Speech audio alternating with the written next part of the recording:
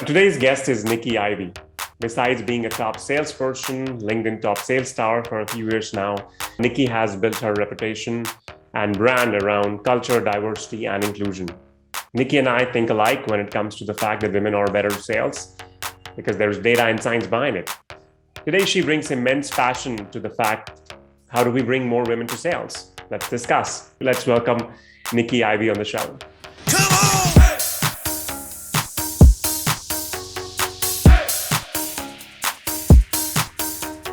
Thank you so much again, Nikki, for coming on the show. Truly appreciate it, truly honored. I think I'll start with that you've been the LinkedIn top star, featured on Sales Hacker, tons of other blogs, where I saw that you constantly talk about inclusion, diversity, women.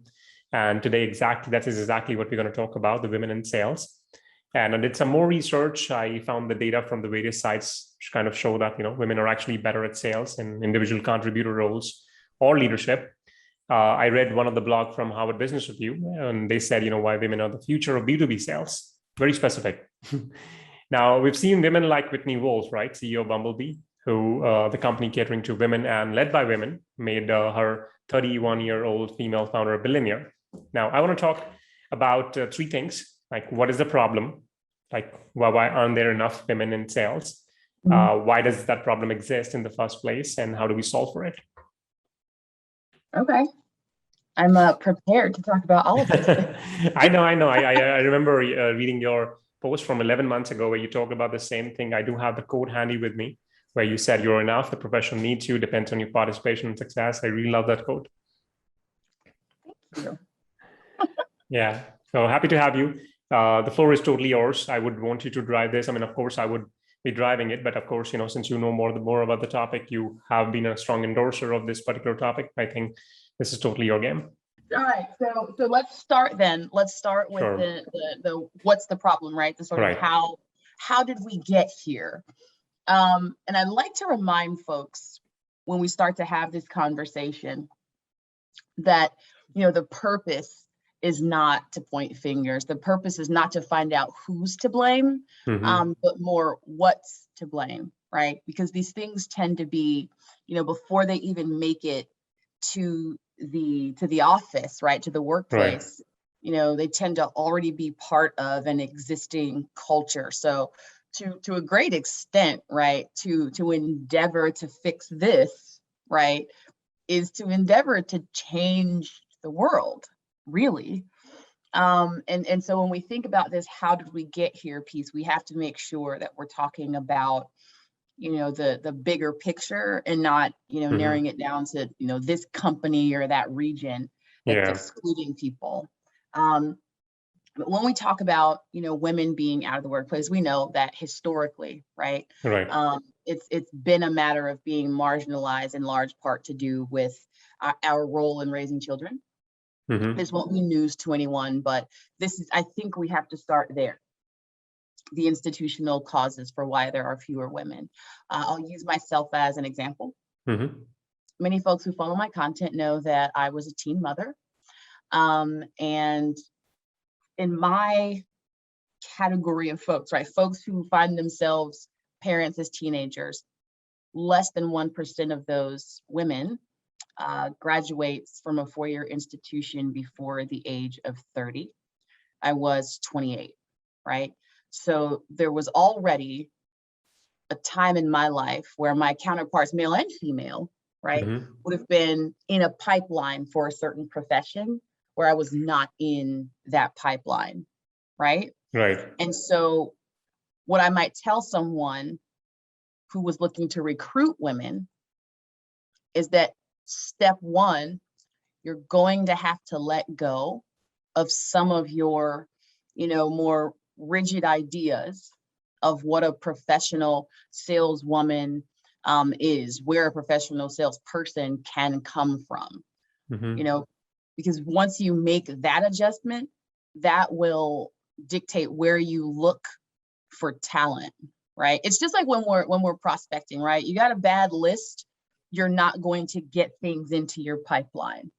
So if you want more women, more people of color in the pipeline, then you have to target them just the way that you would a target prospect list. So what's happening now is a lot of folks throwing their hands up like, hey, there just aren't any women in the pipeline. And it's like, well, that's saying, I sell to, CMOs and heads of revenue growth, but I'm only doing outreach to heads of revenue growth. They'd be like, why aren't there any CMOs in my pipeline? So it's actually not, I think, not as complicated a problem as it feels like sometimes, because there is, I would say, so much at stake, right?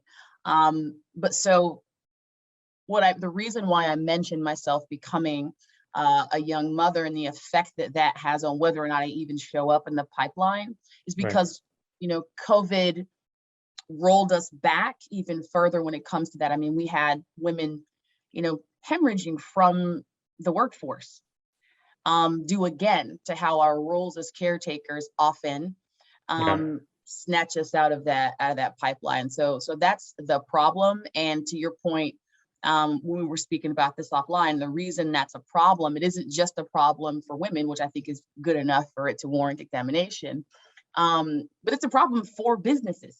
Right? Women are producing outcomes at a higher rate than our male counterparts. There's no two ways about it. You add that with the fact that more diverse work environments, again, they are producing, an average of 30% more revenue than teams that are not diverse. And so we've sort of beat that awareness horse to death. I think, right? It feels like that, but then we do end up still having some of the same kinds of, conversations over and over again, right? I think once we've identified the problem, right, which is that we're not targeting folks to an extent that we could get them into the pipeline, and then we've looked at the other pieces of this, like it's the implications of that problem are, women out of the workforce and businesses not being able to be the best that they can. Once we figure that out, we're all aware. Now it has to come to action and accountability, right? That action part, again, right, it comes down to, all right, so we know that we have to target the right folks. If we're talking about diversity in terms of, racial background in the US, somewhere between 60 to 80% of the Black workforce is concentrated in like 11 southern states, right? So if you're in Silicon Valley, and you don't allow remote work, and further, you recruit basically folks who are within driving distance of your office, you're missing 68 to 80% of the Black workforce. It's just the way it is, right? And it doesn't mean that you didn't want those folks to work for you. Again, it just means that you didn't understand who to target to get them into your pipeline. So that's the activity. I feel like I've just been No, totally. I think that totally makes sense. I'm not sure if you know. So my CEO is actually a woman, and I'm very proud to actually work with the women. And in fact, if I were to say, all my best hires in my past 3 and 4 years have been women. And I'm not trying to put them into a bucket. Okay, let's say without a lot of context or background, if I say this, it might feel like I'm trying to favor women. That is not the case. I'm just going by what you said, like, that this has been scientifically proven by data that women are actually better listeners than men, and hence goes in, talked about sales, right? Sales is all about listening. So you have somebody who has actually the innate trait of listening, right? Why would you not leverage that? I kind of find it hard, especially even in India, for example, to hire a lot of women, because if you ask me, I think the problem kind of starts at the beginning when they're in schools, right? The exposure at that time is not huge, and by the time they kind of already have picked up a career, and now you try to expose them to a career in sales, it's a battle you were going to lose, because all the conditioning has already happened for those 12, 15 years, and now you're trying to make them unlearn something which they grew up maybe by believing in what the family said, or maybe by looking at the environment. So that is where I'm coming from, but you have a totally different perspective, which also makes sense. No, I think you're absolutely right. What a great point, that a lot of it does have to do with what opportunities that we even know exist, which again really resonates with my story. I didn't know that there was a place where a person could use communication skills effectively and have that make you money. I had no idea. Yeah. So it literally took someone, and I told the story a lot of times, but I was selling cars.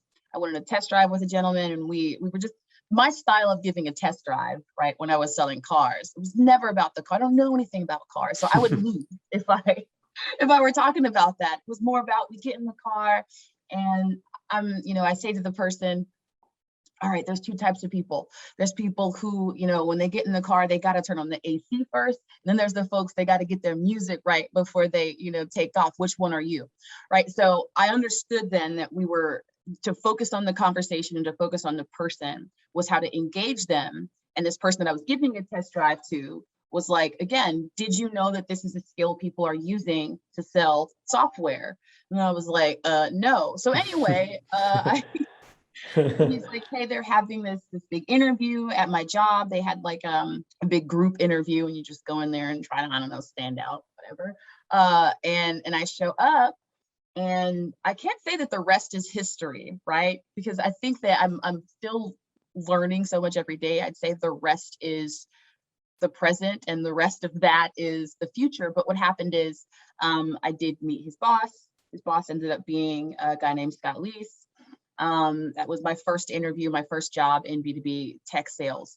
But none of that happens if this gentleman who worked there already doesn't come and tell me, what you are doing is, or what you are demonstrating is a skill that's valuable in this profession. And further to your point, just as how we're conditioned as women, right? And I mentioned before that I was teen mom. I really want to drill in. Here's part of, I take a lot of responsibility for it, but here's part of that mindset for me. For me, that mindset did come from that kind of conditioning, from not thinking about my future as an individual, from not thinking about my future in terms of my own accomplishments as a woman. I was always thinking about it in terms of, my success is wrapped up in, what kind of mother I will be, which I think is important. Mm-hmm. My success is wrapped up in at least how I felt about my success, right? My actualization was wrapped up in who I found as a partner and how pleased that partner was with me. Make no mistake, those things are also very important. I'm actually celebrating my 16th wedding anniversary this month on the 10th, right? Wow, so congrats. Thank you. So all of that is important, but it's true. The decisions you make have everything to do with how you view yourself in relation to the world and how you view opportunities in relation to yourself, right? Whether or not you have access to them. So I'm so glad that you raised that point, because that is another huge contributor to why folks don't find themselves in the pipeline. And then where businesses lose out there as well, is a person who has, whether they were a teen mom or not, right? But a person who's had the kinds of life experiences that sometimes just existing as a woman in a male-dominated society lends itself to. There is an amount of resilience you must develop just to survive under those circumstances. And it's the exact kind of resilience that's required to be a successful salesperson. And so when I think about organizations missing out on that or not, saying, hey, you mean to tell me there's a whole population of people who are resilient, who have this grit, and they're, good listeners and all of, and the science backs it up. Let's go find those people. Again, I think that's kind of where we hopefully are headed to. Mm-hmm. Again, thank you. That's such a compelling point you made. Awesome. Yeah, thank you. So I think you talked about another good point, which I want to, and this is something which you kind of are kind of endorsing everywhere, which is about the diversity, about the inclusion, right? Mm-hmm. So, for example, right now I have like an all male team. I mean, I have a few female member who'll be joining me soon, but right now, if I talk about, it's all a male team member, male team. Now, and I think that is what I know is the situation of a ton of other companies, especially startups. I am not sure of the reason, so I don't want to pinpoint fingers either, but this is what I've seen, for example, when founders, leaders who are building their first team, their first 5 members are always male, right? And like I said, I'm telling you this from my experience, from what I've seen, from what I've heard. This could be untrue for maybe other parts of the world, but this is what I've seen, especially in the startup world. Now, this is a problem, right? We've discussed this. This is actually a problem. Now, one of the things, like you said, is maybe acknowledging the problem, then taking a step towards it. Like, what are the steps I can even take is what my question is. So I acknowledge that there's a problem. We are acknowledging it, no doubt about it.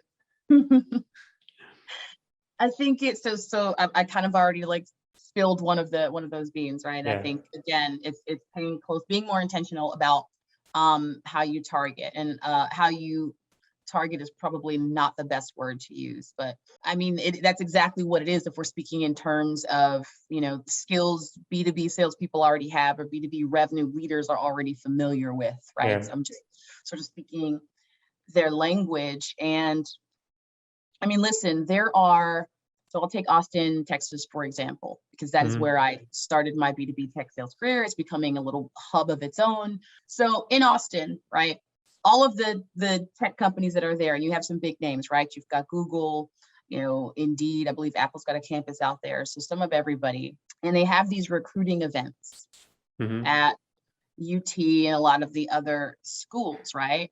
Which I think is great. But if you are specifically looking for women and you see that they don't surface themselves when you look in sort of general pools, you may consider going to a place where women are, right? So there is an all-female college, right? Sort of right up the street from where folks would be recruiting, in general terms. And I'm just saying a way to sort of really zero in on the folks that you really want. Not that you only want those folks, right? But like we've talked about, the folks that are underrepresented at your company.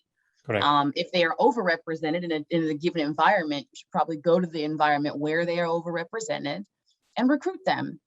Again, I think sometimes people overcomplicate it, or they just get frustrated, which I empathize with the fact that they're like, we're going to UT. UT is, and I don't actually know the demographics, but let's say UT is 50% women. How did we not get any, women? Maybe they just don't want to be in sales, which is a pretty popular conclusion that people, come to. But the truth is, like I said, there are so many other factors you must consider that have to do with, whether or not women actually make it to you, that if you're past this awareness part, you're past this acknowledgement part, you do want to take action, that's the kind of action you're going to have to take. You're just going to have to go to where the women are. And I don't think anybody, again, really objects to that. I just don't know that it occurs to folks right away, because we're so used to what works here working, over there. But again, we know that this skill set that I'm talking about, and the reason why I keep speaking about it and tying it back to the way that we talk about finding who we're looking for in a B2B sales process, is because, again, we don't have to look far to find those skills. We know how to do it. It sometimes is just really intimidating because of the things we talked about before. There's so much on the line. There's so much at stake. There are the lives of women at stake. There are the lives of the children those women are raising at stake. The example that those women set for their communities is at stake.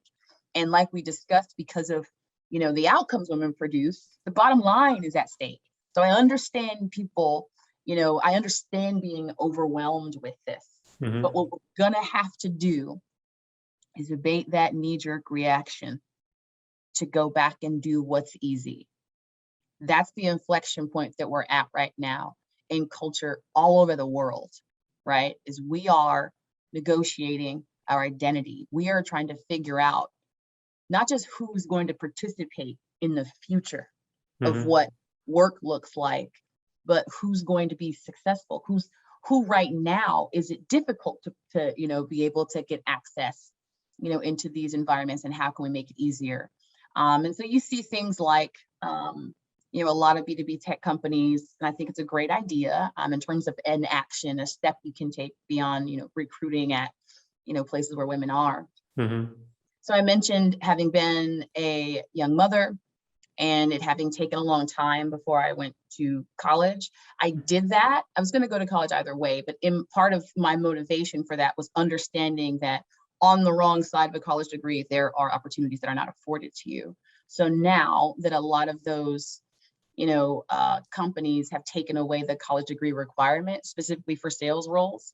I think that's another way to get more, is particularly those women for whom motherhood or a lack of a degree might have been the mitigating factor in why they didn't make it to the interview even, right? I think that when we take that away, we lower even further the barrier for entry into sales, which it makes sense to me, and it'll probably make sense to a lot of folks listening, because as we were talking about before, as long as you understand how to have respect for a process and you have the discipline to adhere to that process in order to get a result and do that over and over again, you can be a salesperson. So the less exclusive we are when it comes to sort of those types of requirements, I think the wider the pool of folks we're going to be able to attract.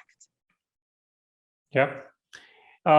Nikki, while we're talking about this, and anybody who's will be watching this or listening to this, I also want to put a disclaimer, while we want to include women, at the same time, that's not going to be the only criteria. Okay. And so, of course, any company who would probably be, let's say, getting inspired from this and, trying to have more women in the workplace, I'm sure they will still be going through the same process, and they're not just going to have women in the office, just because they want to have this inclusion and diversity, right? Right. Mm-hmm. Okay, I know that's pretty simple, but I just want to go out that loud just in case. Yeah, no, I do think it's important to say all of these things. It's important ultimately that everyone can see themselves in that future that I was talking about. Yeah. That everyone can see themselves in the story, right?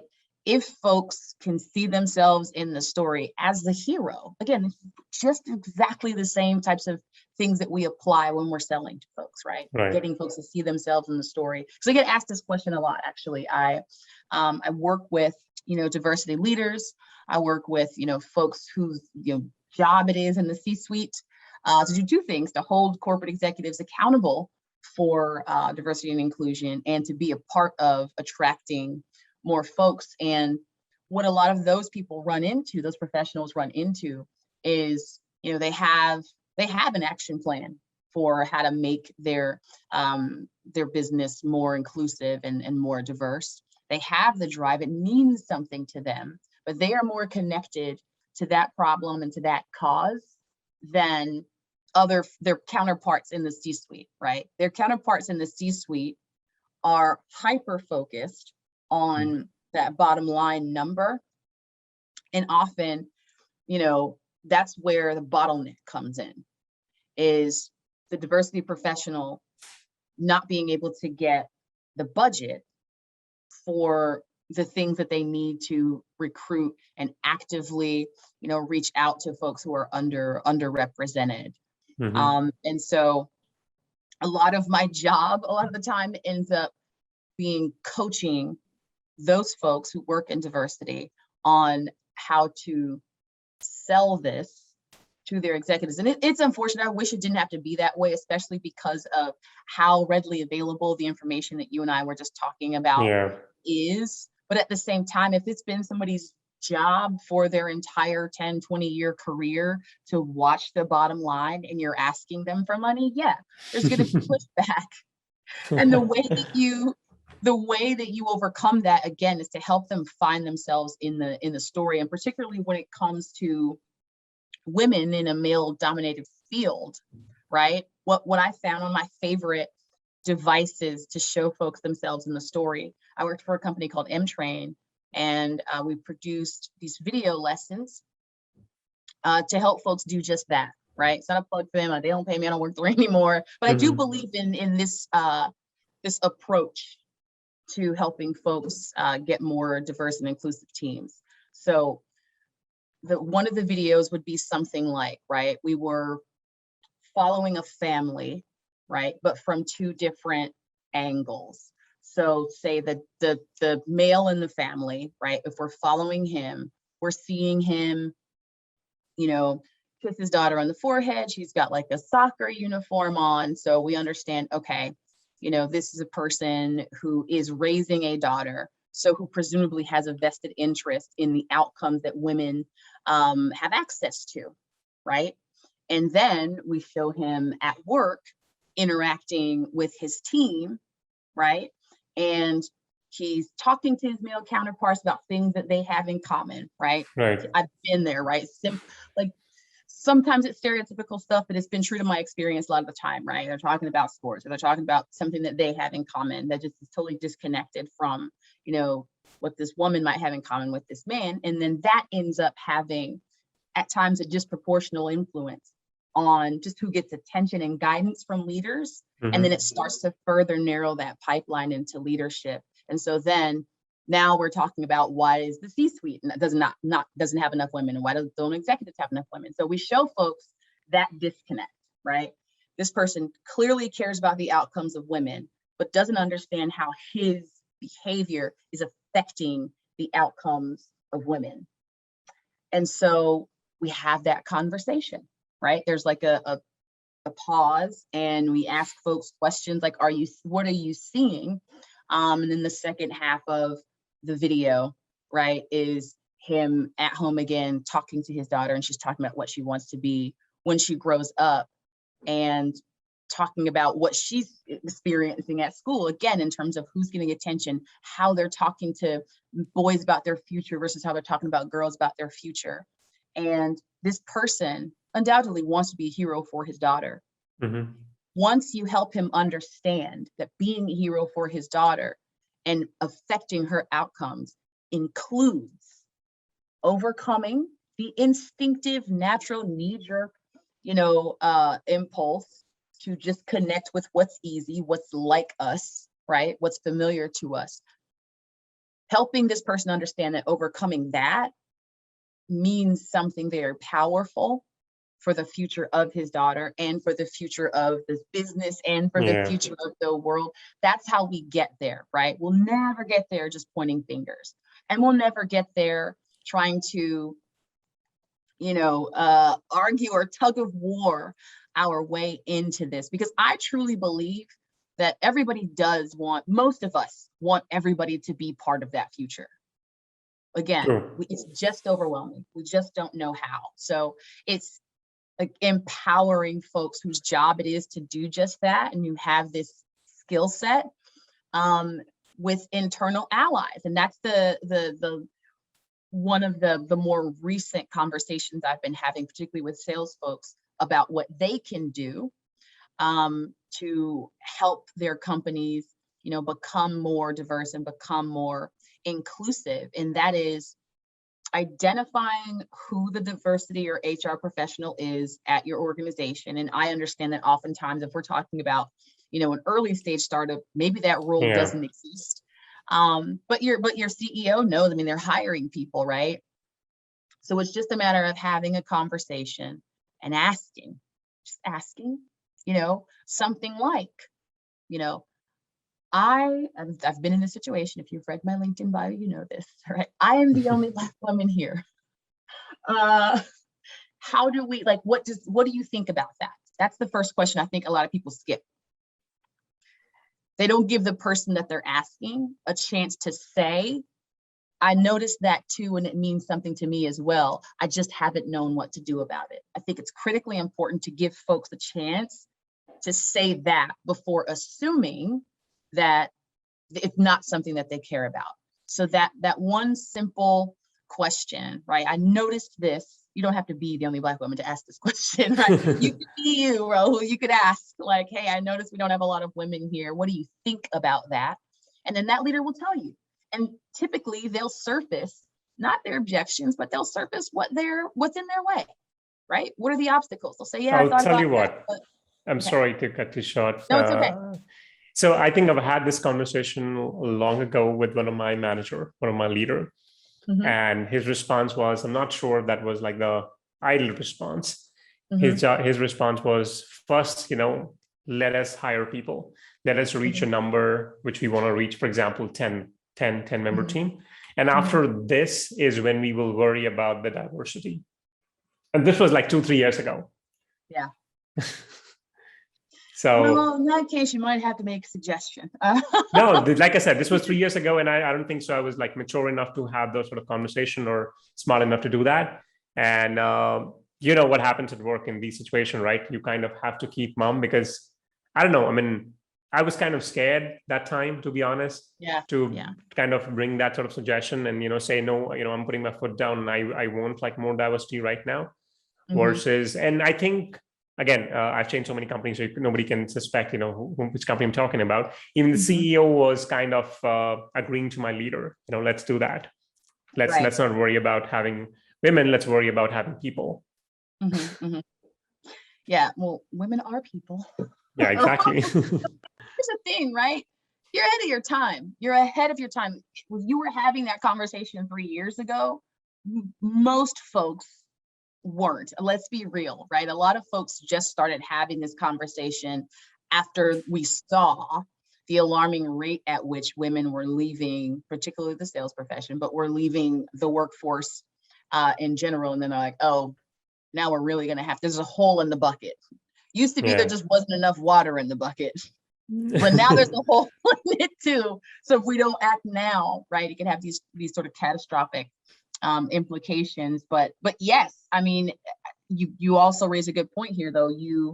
When we think about what it means to be an ally, there is this element that involves putting something on the line yourself. I'm not saying go out, grab your boss by the collar and tell them better hire some women today. But I'm saying I recognize that even asking the questions the way that I, just talked about, you can be putting yourself at risk, maybe not at risk of losing your job, but at risk of being seen as a troublemaker. So again, for me, the way I've been overcoming that is to, again, apply a sales skill set. Most of the time, when you cold call into a business, the way that those conversations go down, the person's treating you like a troublemaker because they don't know yet. They don't know yet that you can be helpful in a meaningful way. They don't know yet that what you're going to introduce to them is actually going to have a positive effect on goals that you probably have in common. Right. So again, when we get there and we get, we understand, like you talked about, right? We push back here and then this person is going to hang up the phone, right? Or you're going to have one of those conversations like I used to have early in my career. Like I didn't get, right, that getting it right in a conversation was not the same as being right in a conversation, particularly with a prospect, right? So I would find myself in these situations where I just knew I was right, and I just knew that what I was saying was going to be the best thing for their business. And rather than listen to them, I bulldozed them with that, right? And again, like we want to avoid that happening in this context. And so if we take a few steps back and think, oh, how would we avoid that if we were salespeople? Is we would approach it with curiosity, right? Which is why that, what do you think about that question comes into play. Again, this sort of finding the pain or finding what part of this problem affects this person the most, right? So there's the sort of, if we're talking in terms of B2B sales, what's their use case? And once we've found out what their use case is, how the thing that we're talking about makes them the hero for their use case, right? Right. Then the conversation is happening in a way that they're familiar with, and it's happening in a way where there isn't all of this pressure or this sort of adversarial energy. It's just two folks trying to solve a problem coming from, each of them actually having insights that the other can use, right, to make things better. Right. No, I think the last point you raised toward the last 15 minutes were all like amazing. I think I've never thought about it that way. And I am sure there are tons of other leaders who have probably not thought of it that way because, like you said, it's a male-dominant society. If I'm a male, I would probably not realize it unless I look at the other side. And most of the people I kind of trust today are women. And I think because they're better listeners, maybe. And unless I think you don't have that sort of exposure, maybe through your family, through your friends, or through your colleagues, I think, that's not the society, which we want to promote or which we want to build eventually. Yeah, and it's like some folks we may have to drag kicking and screaming into that future, and that's okay. They're still welcome. Yeah. they still get the invitation, right? Like, I'm going to set a place for everybody here. Some folks will show up or some won't, but as sort of stewards, of culture or of progress, I think it's incumbent on us to leave that door open. And as frustrated as we get, to try and, rise above those frustrations and keep our focus on that outcome, that future. Because I'll be honest with you, I mean, when I can't access that, when I can't envision that in my day-to-day, those are the roughest days, the days when I feel the least hopeful about that future. But that typically happens when I have sort of, spiraled back down into it's this person's fault, it's that group's fault. The Right. more frustrated I get, the tougher it is to see that future. But if I know that, then it means I just have to, again, find outlets like this, keep finding ways to reach out to people who likely want the same future that I'm talking about. And when I say that, all I'm talking about is one that includes as many of us as possible. So that you found me likely through the content that I post on LinkedIn. That is intentional. I'm looking to attract people who think similarly about these problems, or who care even a little bit about these problems, because I do believe that the more of us that get together and want to apply a sales skill set to this problem, or want to, make sure that we're holding each other and ourselves accountable, like, we will get there. We will. I have super cynical days, but I have to believe that as long as everybody is allowed to see themselves, as part of the solution, that's how we get there. No, this is whatever you said. I think that totally makes sense. And yeah, and you're right. I actually found you. I think we've been connected for a while, but I think I kind of, found you when I was looking to have somebody who can talk more about this. And I think reaching out to you was a no-brainer. I don't see a lot of women actually talking more about, bringing more women in sales. So yeah, you were the clear winner. You know what? There are more of us now than it's encouraging, I should say. You're right. There's not enough.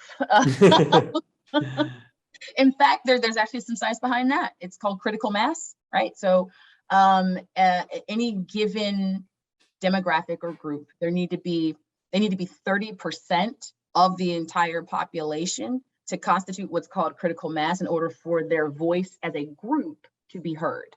Meaning, if you have less than 30% of women, right, less than 30% of your population is women, then they don't have a unified voice that speaks to their experience. They're still just disparate individual women, right? So there is a case, right, to starting with, like, just upping the sheer volume of women in a given environment. And what I'm seeing now is there's Gabrielle and Alexine. They have Women in Sales Club, right? There's Cynthia Barnes, who is the CEO of National Association of Women Sales Pros. There's Chantel George, who is the CEO of a company called Sisters in Sales. So there are a lot of these communities and organizations out there, thankfully, who are also, those are all stateside. Please let me know if there are others out there. I want to meet those women. So there are folks who are all, thankfully, we're not doing this on our own, is what I'm saying, right? If you're a person, and you are, who cares about this, and you are, you think you are in your own, sales floor, in your own job, maybe you think that it would be too risky, right? And you'd end up being, the troublemaker, or you don't want to be on thin ice. I think that one of the things you can do is find one of these organizations like what I just talked about, and you can still participate, right? You can still, be a resource to these groups, and then you don't have to hold all of that, that desire to affect change inside. You don't have to feel like you're doing nothing. And I would actually say that to a lot of leaders of organizations as well, right? While you are, because it takes time and it takes resources to put into that first piece we talked about in terms of figuring out even like where there are concentrations or pools of women that we can pull from to get here, or where we need to invest to get women here. In the meantime, there are these organizations that you can support, right? You have folks like, Salesforce and SAP that consistently are sponsoring hiring events with Sisters in Sales and those organizations. And so these may be organizations where, like I said, they don't necessarily have access right now, or they don't have everything stood up in this perfect world version of their diversity and inclusion program, but they're looking to take action. I would say start there. Start with supporting these organizations that many women have already started, who likely need that support, need those resources in order to make their efforts go even further. No, that is an excellent point. I'm gonna reach out to you after a session, and you can probably send me the whole list. At the same time, what I can think of now is, because you gave me that idea, I can probably start finding these sort of organization maybe across the world. Maybe publish a whole list. And maybe, like you said, still be part of it, still, feel that you're doing something, and you never know where this might take you. Yes. Yes. Can I say one more thing about that as far as where to reach out to? So I just talked about professional organizations, but if you are looking at the local level, which is where I started, right? As far as looking for places to impact. I was living in Austin. There is an organization called the Jeremiah, I believe it's project. I always get it mixed up with this project or program, but they are a resource center for young and single moms. And there's a childcare co-op. So, when some of the women who are a part of this co-op are at work, those who are not are caring for the children. Part of it, right, in their endeavor to, again, mitigate these factors that pull women out of the workforce, that marginalize us. One of the number one of those things is the crippling cost of childcare. That's pretty much been a stronghold for most of my lifetime, right? It's a pretty obvious thing, I think, that keeps women out of the general workforce. But I think women do such a good job of appearing that it's not an issue, right? We're sort of got all the plates spinning all the time, that I think, it's easy to overlook, again, this rather obvious thing that's keeping us out of the workforce. But for this organization that I'm talking about, the co-op is just where I first engaged with it. I was like, wow, I wish I'd had something like that when I was coming up. But one of the coolest things they did, and the opportunity that I'm talking about for organizations, is, they have folks who are career coaches, and they have volunteers come in and speak. So if I am, a recruiter for tech sales at, name one of these, tech places there in Austin, and I'm like, where can I find a group of people who are good listeners, maybe have had some experiences that have helped them become gritty, helped them develop resilience, right? And who are hungry for an opportunity to crush something, right? And change their futures and change the lives of their families. Where can I find those people, right? You can find those people at places like I just talked about. And so you can, go in donating your time as just career coaching these folks, or you can actively recruit from places like that. And so, like I said, that's Jeremiah program is in Austin. I know that there's one in Chicago. I don't remember which other states they're in, but I'm sure if you Google it, you'll find out. But whatever those types of organizations are that are local to you, don't overthink it. Don't overlook it. Everything counts. If you went in and donated an hour of your time every Saturday morning, you're teaching a clinic in resume writing or a clinic in interviewing, right? And so you gave 4 hours over this month, and it made one woman be able to stop working 2 part-time jobs, not having any access to health insurance, and barely ever seeing her children. And you took that one woman and put her in an environment where now, right, she's making a 65K base and has access to 6-figure income, right? You made a difference. Even if it's just one woman, you made a difference. So I think that's what I would like to leave folks with, is that no matter how small you may think some action you're taking toward this problem is, the implications can be detrimental in the lives of women, in the lives of children, and to the bottom line. Do not underestimate the power of one person endeavoring to change the world. That is beautiful. I mean it. That was beautiful. Thank you.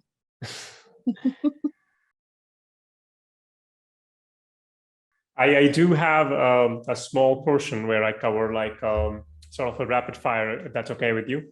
I'm ready. Okay. You had a chance to get reborn today. What would you want to be?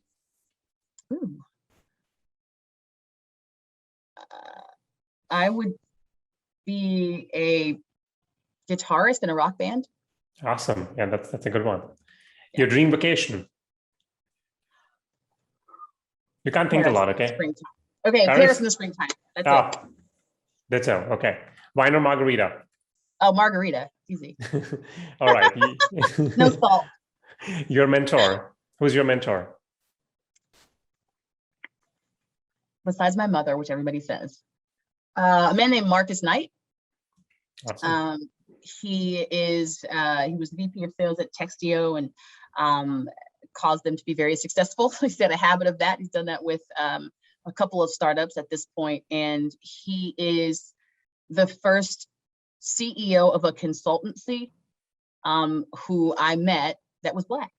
And for me, that's important because, again, if diversity and inclusion are important to me, then seeing folks show up in places where we're underrepresented. This is supposed to be rapid fire, wasn't it? I've ruined it. It's all right. Your two favorite people in sales other than your mentor? My two favorite people, Galen Germain. Mm-hmm. And you're gonna get me in trouble. You can't think. Okay, Galen Germain and James Bodden. All right, awesome. All right, the last one. Who would you want to bring us next? Who would you want to, see on the Salesman Show next? Galen Germain. All right. No, but seriously, Galen's amazing, and you'll know if you probably have met her, seen her. She's amazing. And Gabrielle Blackwell, same reason. All right. Wonderful. Awesome. Thank you so much, Nikki, for coming on the show.